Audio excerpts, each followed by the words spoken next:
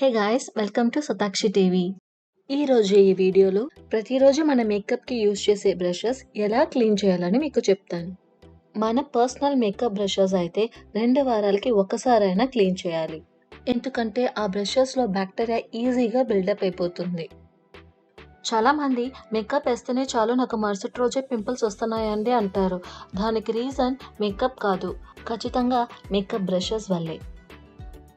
So 2 వీక్స్కి ఒకసారి కంపల్సరీగా మీరు బ్రషెస్ క్లీన్ చేసుకోండి. సరే, ఇప్పుడు బ్రషెస్ ఎలా క్లీన్ చేసుకోవాలని మీకు చెప్తాను. 2 విధాలుగా క్లీన్ చేసుకోవచ్చు. బ్రష్ క్లీనర్ లిక్విడ్ కొన్ని బ్రాండ్స్లో అమ్ముతున్నారు, లైక్ మ్యాక్, ప్యాక్ ఇలాంటి బ్రాండ్స్లో అంతా అమ్ముతున్నారు. సో అది మనం తీసుకొని డైలీ కూడా మనం క్లీన్ చేసుకోవచ్చు బిఫోర్ అప్లయింగ్ మేకప్. మీరు ప్రతిరోజు ఫౌండేషన్, కన్సీలర్ యూజ్ చేసే పర్సన్ అయితే కంపల్సరీగా ఇలాంటి బ్రష్ క్లీనర్ బాటిల్ కొనుక్కోండి. Second tip, without buying mac, pack ఇలాంటి బ్రష్ క్లీనర్ కొనకుండా మీరు ఇంట్లోనే ఎలా క్లీన్ చేసుకోవాలని చూపిస్తాను ఈ వీడియోలో.